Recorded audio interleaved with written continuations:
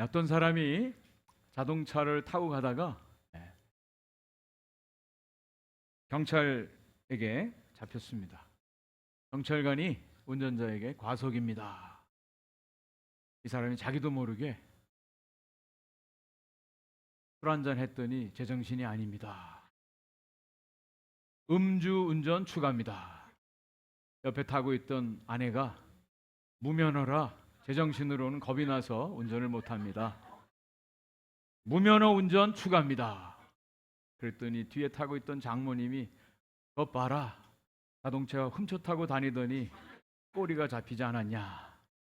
자동차 절도죄 추가입니다. 현장에서 체포되었다는 얘기죠. 참 사람들이 하는 얘기를 들어보면 자기는 술 먹고 운전 여러 번 했대요. 근데 한 번도 안 걸렸대요. 그걸 자랑하더라고. 안 걸렸다고 그 음주운전 안 한 게 아니잖아요. 다 했는데 안 걸렸을 뿐이죠. 성경은 분명히 말합니다. 우리 모든 사람들은 다 죄를 범했다. 그리고 죄의 삭은 사망이라고 분명히 말씀합니다. 여러분 이 말씀을 믿으세요? 우리는 그런데 가끔가다 이 말씀을 깜빡깜빡 잊을 때가 많습니다. 우리 자신에 대해서도 그렇고 또 다른 사람들에 대해서 잊어버리고 살 때가 상당히 많이 있습니다. 모든 사람들은 다 죄인이에요. 그래서 죄성을 가지고 있어요. 하는 짓들이 다 어떻게 그렇게 개선될 기미가 보이지 않고 맨날 똑같은 그런 행동들, 짓을 해요. 그러면서도 버젓이 살아가요. 거기에서 고통이 있고요, 다툼이 나오고요, 거짓과 사기와 또 분열과 분당과 전쟁 그리고 죽음이 나오는 것을 보게 됩니다. 그래서 저는 이 세상에 들려지는 모든 뉴스들 듣고 보면서 그래, 이 세상엔 선한 것이 없어. 아무리 눈을 씻고 봐도 선한 모습이 안 보이더라고. 죄성을 가진 인간들의 모습이라 생각이 되어집니다. 그래서 성경은 이것을 말씀하시면서 구원을 말씀하시는 거예요. 그래서 우리에게 구원이 필요하다는 거예요. 우리 모든 사람들은 죄인이고 죄의 값은 사망이기 때문에 우리에게 구원이 필요하다라고 하는 것을 성경은 처음부터 끝까지 말씀해 주고 있어요. 이것을 깨닫고 받아들이고 예수 그리스도를 믿는 사람들에게 하나님의 구원의 은혜를 허락해 주신다. 그래서 우리에게 구원이 필요하다라고 하는 것을 말씀해 주고 있습니다. 우리는 지금까지 사도신경에 대해서 말씀을 나눴습니다. 오늘이 13번째 시간입니다. 죄를 사하여 주시는 것과 I believe in the forgiveness of sins. 죄를 사하여 주신 것을 우리가 믿는데요.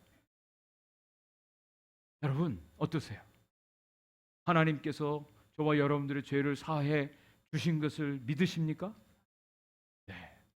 이것을 믿는 것이 얼마나 중요한지 이것이 우리들의 신앙의 본질이라고 하는 거예요.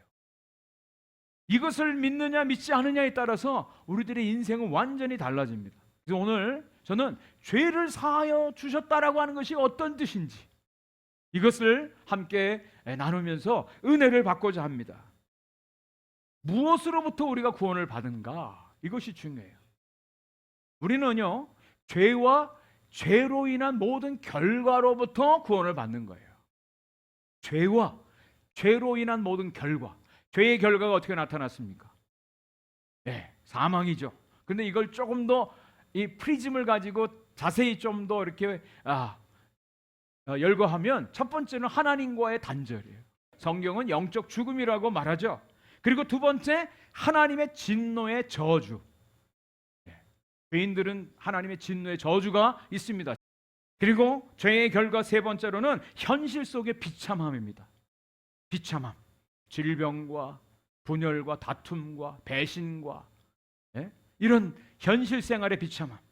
그리고 네 번째로는 고통과 죽음이에요. 다섯 번째로는 영원한 지옥 형벌이에요.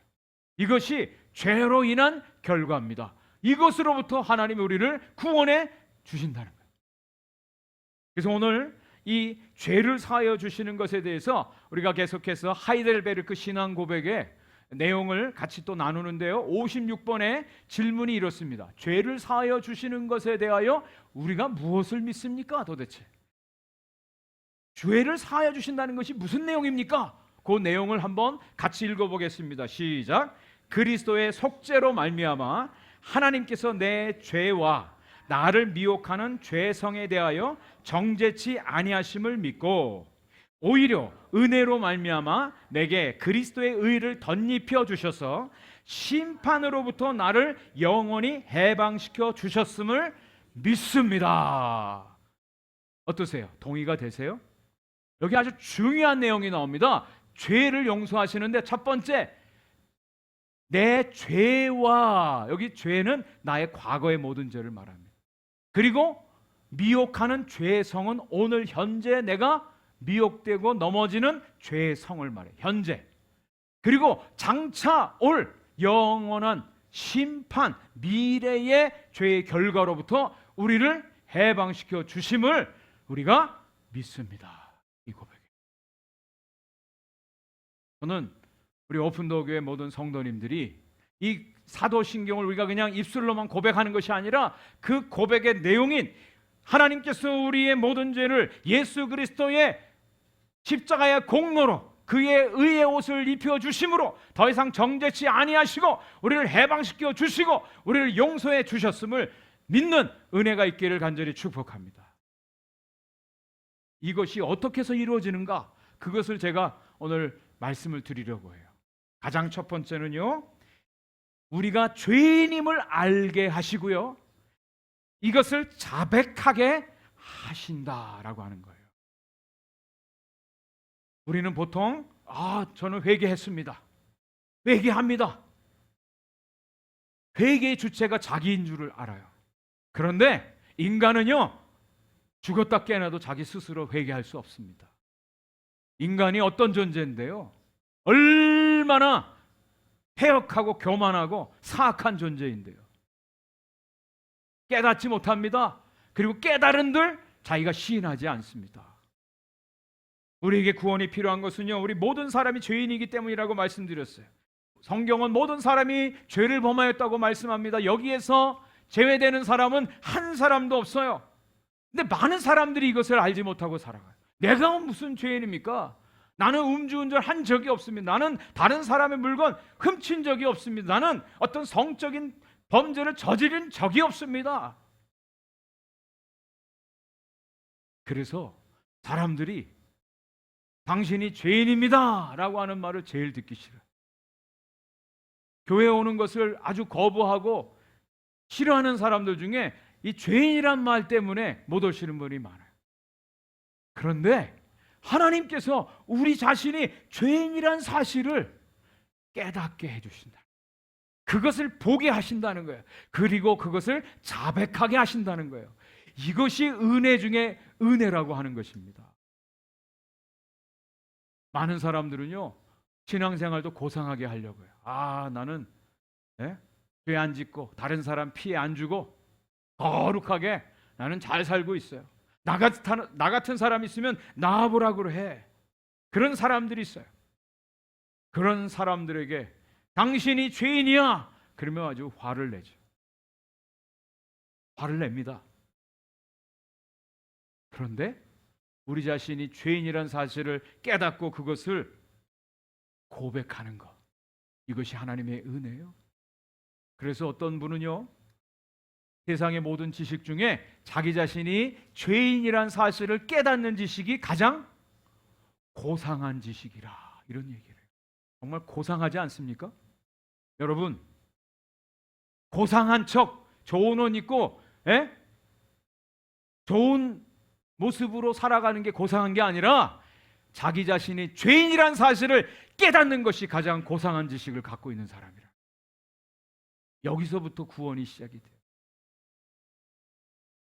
사람들은 자기가 죄인이란 사실, 죄의식, 그리고 죄책감, 이것을 잘 알지 못하고 살아가요. 그래서 여러분 그런 얘기 들어보셨죠? 화인 맞은 양심을 가졌다. 예? 이것은 화인이라는 것은 불인두를 말해요. 불인두로 계속해서 살을 몇 번을 찢으면 여기가 어떻게 돼요? 굳은 살이 bek혀서 감각이 없어져요. 화인 맞은 사람들은 자기가 죄인인 줄 모르고 살아가요. 그런 사람들은 구원받을 수가 없어요. 왜? 본인들이 죄인이 아니기 때문에. 죄인이라고 생각하지 않기 때문에 구원도 필요하지 않고 구원받을 수가 없어요. 그런데 양심의 소리를 들은 사람들, 하나님의 양심의 소리를 들은 사람들은 자기 자신이 죄인이란 사실을 깨닫게 해요. 그래서 어떤 시인은 양심은 우리를 겁쟁이로 만든다. 양심의 소리를 듣는 사람들이요, 우리가 죄책과 죄의식 가운데 안절부절 못하게 하고 불안해하고, 그런 가운데 하나님께서 구원의 길로 인도해 주세요. 양심이 살아있는 사람. 여러분, 양심은요 하나님이 주시는 거예요. 하나님의 마음이에요. 그래도 적어도 양심이 살아있을 때 우리가 죄인이라는 것을 깨닫고 하나님 앞에 나와서 구원을 받는데, 어떻게 해요? 우리 자신이 죄인이라는 사실을 자백해야 돼요. 고백해야 돼요. 그때 하나님의 구원의 은혜가 임하는 줄 믿습니다.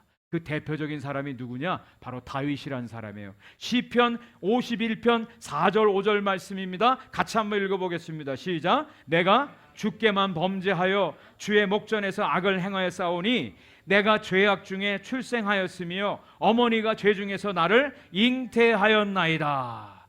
이게 다윗이 밧세바를 취하고 우리아를 죽인 뒤에 고백한 시잖아요. 처음에는 다윗이 밧세바를 취한 것을 죄로 여기지 않았어요. 잘못한 게 없다고 생각했어요. 그런데 나단 선지자를 통해서 당신이 바로 죄인입니다, 하나님께서 깨닫게 해주실 때 이 고백을 한 거예요. 그러면서 뭐라고 고백하냐면, 내가 지은 이 죄가 요거 하나가 아니라 아예 나는 어머니 뱃속에서부터 죄악 중에 출생한 죄인 중에 죄인이라고 하는 고백을 하는 거예요. 완전히 달라지는 거예요. 여러분, 여쭤볼게요. 원래 다윗은 선한 사람, 완전한 사람인데 한 번 실수로 밧세바를 취하고 우리아를 죽였습니까? 아니면 원래부터 죄인인데 밧세바를 죽이고 우리아를 죽임으로 그 죄성이 드러난 것입니까? 어떤 것이에요? 전자입니까? 후자입니까? 후자입니다. 많은 사람들이 착각해요. 다윗은 원래 선하고 의로운 사람, 좋은 사람인데 한 번 실수로 넘어진 거야. 그렇지 않아요. 다윗은 원래부터 죄인이었어요. 죄악 중에 잉태되었고 출생하였습니다. 그리고 그 죄가 완전히 드러난 사건이 바로 이 밧세바 사건이에요. 할 말 없게 만드시는 거예요. 이것을 깨닫지 못하면 우리에게 구원의 은혜도 알 수가 없습니다. 우리가 받은 구원의 은혜가 얼마나 귀한지를 알 수가 없습니다. 이것을 깨닫게 해주는 것이 바로 율법이에요. 하나님께서 율법을 통해서 죄라고 하는 것을 깨닫게 해주세요. 율법 있기 전에는 죄도 없었죠. 로마서 3장 20절 말씀입니다. 그러므로 율법의 행위로 그의 앞에 의롭다 하심을 얻을 육체가 없나니 율법으로는 죄를 깨달음이니라. 율법을 가지고는 하나님께 의롭다함을 얻을 자가 없어요. 죄를 깨닫게 하신다. 율법을 통해서 우리가 얼마나 악한 죄인인지를 알게 하시는 거예요. 그래서요, 성경은 이런 죄 가운데, 죄책으로부터 반응하여 어떻게 구원받게 하는가, 하나님의 역사를 기록한 책이 바로 성경이에요. 엘리자베스 퀴블러 로스라고 하는 죽음학자가 있습니다. 이분은 스위스 여자인데요, 죽음에 대한 연구를 했어요. 죽음에 이르는 병, 중한 병을 선고받았을 때 사람이 반응하는 단계가 5단계라는 거예요. 첫 번째, denial, 부인하죠. 두 번째, anger, 화를 내죠. 세 번째, 타협합니다, bargaining. 네 번째, 디프레션에 빠져요. 다섯 번째, 수용해요. 처음에는 인정을 못해, 받아들이질 못해, 화내, 내가 뭘 잘못했어, 원망해요. 그런데 결국은 나중에 그걸 받아들여요. 그때부터 치유가 회복되어지고 또 평안한 가운데 죽음을 맞이하게 된다는 거예요. 여러분, 죄에 대해서 하나님이 깨닫게 하실 때 처음에는 아파요. 그게 싫어요. 갈등이 있어요. 부인해요. 그런데 나중에 그것을 온전히 받아들일 때 하나님의 구원의 은혜의 빛이 비춰져요. 그때부터 하나님의 은혜를 알게 되고 예수 그리스도가 필요하고 주님을 믿고 싶은 마음이 생기고 주님 앞에 나와 무릎 꿇게 되고 하나님의 구원의 은혜를 받고 하나님을 찬양할 수 있게 되는 겁니다. 그래서 이 죄책감에서 해결되는 것은 그것을 고백하고 시인하는 거예요. 솔로몬이 그랬습니다. 잠언 28장 13절에 자기의 죄를 숨기는 자는 형통하지 못하나 죄를 자복하고 버리는 자는 불쌍히 여김을 받으리라. 여러분, 당신은 죄인입니다 라고 하는 게 그게 처음에는 듣기 싫고 별로 달갑지 않은 소리지만 그것을 온전히 받아들일 때 하나님의 은혜가 얼마나 큰지를 비로소 깨닫게 됩니다. 그래서 스펄전 목사님은 이런 고백을 합니다. 먼저 죄의 씁쓸함을 맛보기 전까지는 결코 자비의 달콤함을 맛볼 수 없습니다.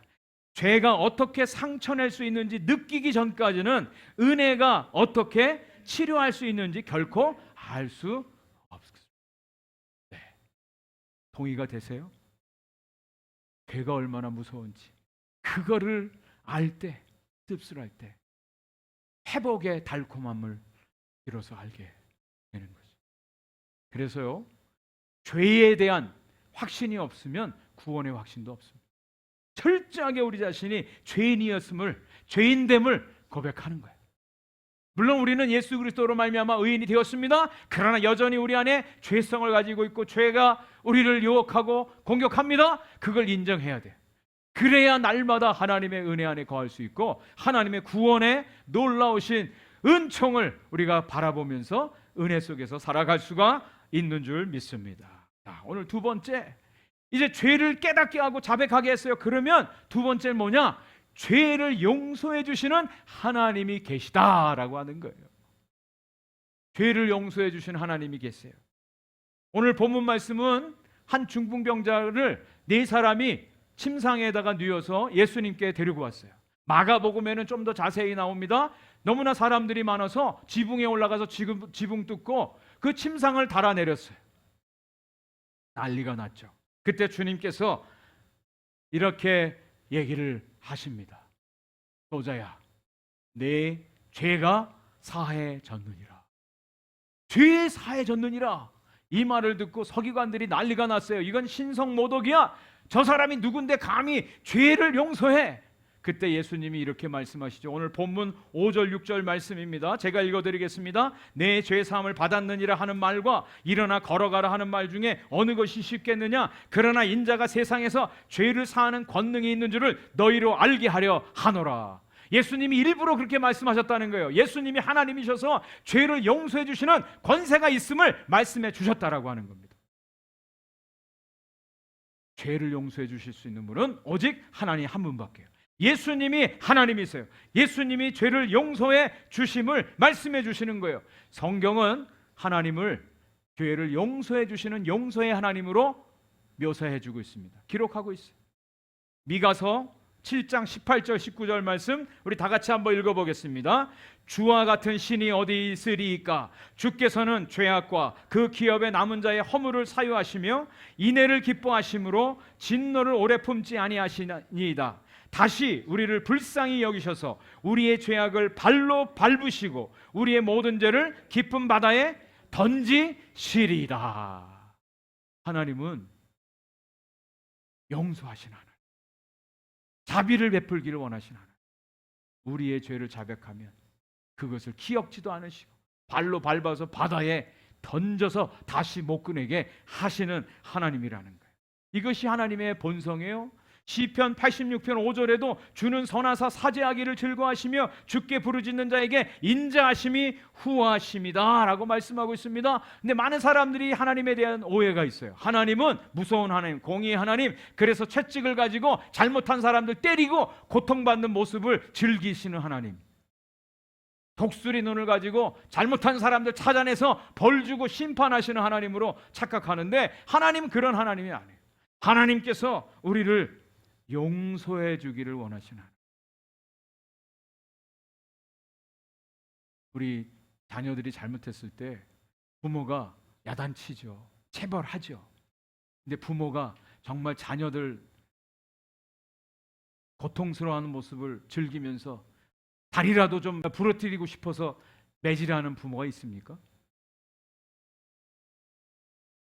우리 하나님은 용서해 주시는 하나님이세요. 하나님에 대해서 모세에게 하나님 자신을 나타내 주시는 장면이 출애굽기 34장에 나옵니다. 거기에서 영광을 보여주시면서 하나님이 이렇게 말씀하세요. 여호와께서 그의 앞으로 지나시며 선포하시되 여호와라 여호와라 자비롭고 은혜롭고 노하기를 더디하고 인자와 진실이 많은 하나님이라, 인자를 천대까지 베풀며 악과 과실로 죄를 용서하시리라. 하나님에 대해서 소개하면서 여호와라 여호와라, 나는 천대까지 인자를 베풀고 모든 악과 과실과 죄를 용서하는 하나님이다. 자신이 그렇게 소개를 해주고 있습니다. 여러분, 이 하나님이 계시다라고 하는 것이 우리에게 얼마나 큰 위로가 됩니까? 그죠? 하나님 정말 용서하기를 원하십니다. 그런데 문제는 하나님이 그냥 무조건 용서하신다. 그것도 문제예요. 예를 들어 드리겠습니다. 어떤 판사가 13살 먹은 소녀를 강간한 성폭력범을 구류 3일에 처했다고 한번 여러분 생각해 보세요. 어떻게 되겠습니까? 그 판사는 어떤 사람이에요? 의로운 판사입니까? 악한 사람입니까? 악한 사람이죠. 무지한 사람이죠. 무책임한 사람이죠. 그렇게 할 수 없어요. 죄인은 분명히 죄값을 치러야 돼요. 그죠? 그게 맞아요. 하나님께서도 저와 여러분들의 죄를 용서하시는데 그냥 무조건 용서하지 않으셨어요. 죄값을 치르게 하셨어요. 죄에 대해서 엄정하게 그 죄값을 치르게 하셨다는 거예요. 하나님의 공의와 하나님의 거룩이 온전히 십자가에서 만나게 됩니다. 하나님께서 저와 여러분들의 죄를 용서하시기 위해서 죄값을 치르게 하셨어요. 그 죄값은 죽음이에요. 죽는 겁니다. 그래서 하나님께서 저와 여러분들의 죄값을 치르기 위해서 당신의 아들 예수 그리스도를 십자가에 죽이시는 심판을 통해서 저와 여러분들을 용서해 주셨습니다. 이것이 예수 그리스도의 십자가의 대속의 은혜입니다. 저와 여러분들이 왜 예수를 믿어야 되는지 그 이유가 바로 여기 있습니다. 우리는 다 죄값을 치러야 돼요. 벌받아 마땅합니다. 벌받아 쌉니다. 그런데 하나님이 그 죄값을 우리에게 물지 않으시고 예수 그리스도에게 물으셔서 저와 여러분들을 용서해 주셨다는 거예요. 이것이 성경의 내용이에요. 이사야 53장 6절에 우리는 다 양 같아서 그릇 행하여 각기 제 길로 갔거늘 여호와께서는 우리 모두의 죄악을 그에게 담당시키셨도다. 여러분, 현장에서 가늠하다 잡힌 여인, 사람들이 돌로 치려고 왔습니다. 당장 죽여 마땅합니다. 근데 예수님이 너희 중에 죄 있는 자가 먼저 치라 그랬어요. 다 도망갔어요.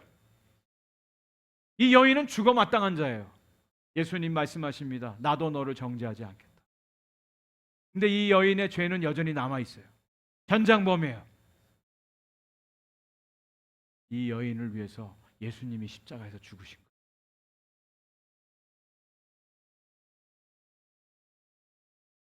바로 저와 여러분들이 현장에서 가늠하다 잡힌 여인이었다는 거예요. 이것을 고백할 때 하나님께서 베푸신 용서, 예수 그리스도의 대속의 은혜와 사랑에 우리가 감사할 수가 있습니다. 마틴 루터가, 이 사람은요, 죄 때문에 늘 죄의식 때문에 회개하고 또 회개하고 자유함이 없었어요. 어느 날 노 수도사가 지나가면서 우리의 모든 죄가 용서함을 받았습니다. 그리고 지나간 거예요. 그 말씀이 이 루터의 마음속에 확 박혔어요. 그래, 하나님이 죄를 용서해 주셨다. 용서해 주셨다. 그때 다시 한번 노수도사가 루터에게 말합니다. 다윗의 죄와 베드로의 죄를 용서해 주신 것이 아니라 당신의 죄도 용서해 주신 것입니다. 다윗과 베드로의 죄 용서해 주셨다는 것은 사탄도 안다. 그러나 당신의 죄가 용서함 받았다. 이것을 믿을 때 하나님의 구원의 은혜가 임합니다. 마틴 루터가 그것을 하나님의 말씀으로 받아들이고 죄로부터 자유함을 받고 종교 개혁을 일으키는 하나님의 사람이 되었습니다. 여러분, 우리에게 죄를 용서하시는 하나님이 계십니다. 그 하나님이 우리를 용서해 주셨어요. 그걸 받아들이는 거예요. 그 대속의 대가는 예수님께 받으셨어요. 그것까지 우리가 상관할 필요 없어요. 우리는 그냥 우리 용서해 주신 거 감사합니다. 주님 감사 고백하는 거예요. 자, 오늘 말씀의 결론입니다. 이제 우리가 하나님의 용서를 받았어요. 그러면 이 용서는요, 믿을 만한 것입니까? 완전한 것입니까? 믿어도 될까요? 네. 완전한 용서를 받은 사람은요, 이제 그 구원을 누리는 겁니다. 그 구원을 누리는 거예요. 우리 그리스도인들에게 있어야 될 확신이 세 가지가 있어요. 첫 번째, 내가 죄인이란 사실을 고백해야 돼요. 확신이 있어요. 그리고 나는 죄 용서를 받았습니다 라고 하는 죄 용서의 확신이 있어요. 그리고 세 번째로는 구원의 확신, 구원받은 자로 우리 확신을 가지고 살아가야 돼요. 예수 그리스도의 대속의 은혜로 우리가 구원받았어요. 구원받았어요. 그런데 여전히 사단이 우리를 계속 공격합니다. 미혹합니다. 넘어뜨리려고 합니다. 그럼 또 넘어져요. 그러면 우리는 계속해서 내가 구원받은 거 맞아? 하나님이 나 용서해 주실까? 또 여기서부터 시작돼요. 헷갈려요. 혼란스러워요. 여기에 대해서 분명하게 성경은 해답을 주고 있습니다. 그것이 요한일서 3장 8절 9절 말씀, 아주 중요한 말씀 같이 한번 읽겠습니다. 시작. 죄를 짓는 자는 마귀에게 속하나니 마귀는 처음부터 범죄함이라. 하나님의 아들이 나타나신 것은 마귀의 일을 멸하려 하심이라. 하나님께로부터 난 자마다 죄를 짓지 아니하나니 이는 하나님의 씨가 그의 속에 거함이요 그도 범죄하지 못하는 것은 하나님께로부터 났음이라. 아멘. 이 말씀을 믿으시기 바랍니다. 소속이 다르다는 거예요. 소속이 다르다는 거예요. 우리가 예수님을 믿어도 죄 지을 수 있어요. 그런데 소속이 달라요. 마귀에게 속한 자가 있고 하나님께 속한 자가 있습니다. 마귀에게 속한 자는 원래부터 마귀는 범죄함이라 그 죄에 끌려서 그냥 마귀의 종로를 타며 살아가는 거예요. 그런데 하나님으로부터 난 자들, 하나님의 용서를 받은 성도들은 하나님께 난 자들, 하나님께 속한 자들이에요. 범죄할 수 있어요. 그러나 계속해서 죄의 노예로 살지 않습니다. 그리고 하나님께 속한 자로 살아가는 것입니다. 네. 이것을 우리가 분명히 믿을 때 우리는 담대할 수 있어요. 디도서에 바울이 이렇게 말합니다. 이제 하나님의 구원받아 하나님께 속한 자는 이제 어떻게 살아야 되느냐. 디도서 2장 14절 말씀, 그가 우리를 대신하여 자신을 주심은 모든 불법에서 우리를 속량하시고 우리를 깨끗하게 하사 선한 일을 열심히 하는 자기 백성이 되게 하려 하심이라. 이제는 우리가 죄의 용서를 받았잖아요. 그냥 단순히 죄 용서 받은 것으로 끝난 게 아니라 이제는 죄 용서 받은 하나님의 백성으로 하나님의 선한 일을 위하여 이제는 살아가는 거예요. 이게 죄 용서함을 받은 성도들이 해야 될 일이에요. 하나님의 선한 일, 하나님의 선한 일. 이거 찾으셔야 돼요. 이거 가지고 기도하셔야 돼요. 이것을 구하고 이것에 헌신하셔야 돼요. 하나님의 백성들로 살아가는 거예요. 하나님의 백성들. 정체성이 달라졌어요. 소속이 달라졌어요. 하나님께서 구원을 처음 시작하셨어요. 용서해 주셨어요. 마지막 하나님이 완성해 주실 것입니다. 빌립보서 1장 6절에 너희 안에서 착한 일을 시작하신 이가 그리스도 예수의 날까지 이루실 줄을 우리는 확신하노라. 아멘. 우리를 믿는 게 아니에요. 목사를 믿는 게 아니에요. 하나님을 믿는 겁니다. 하나님 믿으세요. 하나님은 신실하신 분이에요. 거짓말 못하세요. 하나님이 이루실 것입니다. 걱정하지 마세요. 두려워하지 마세요. 염려하지 마세요. 하나님이 시작하셨사오니 하나님 마무리 끝까지 깔끔하게 하실 줄 믿습니다. 하나님의 자녀답게 살아가는 거예요. 시카고에서 세계 종교 지도자 회의가 열렸어요. 어떤 여인이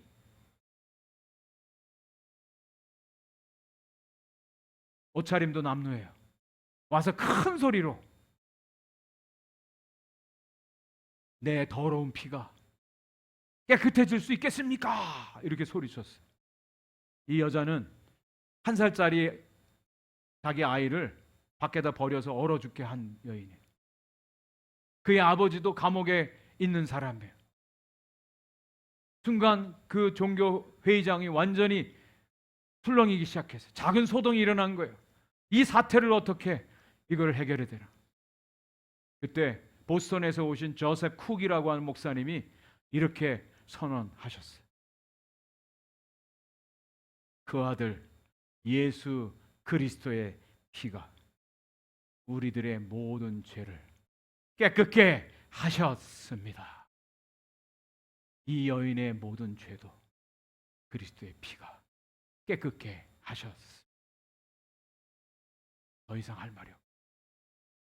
사랑하는 성도 여러분, 우리가 죄로부터 용서함을 받았습니다.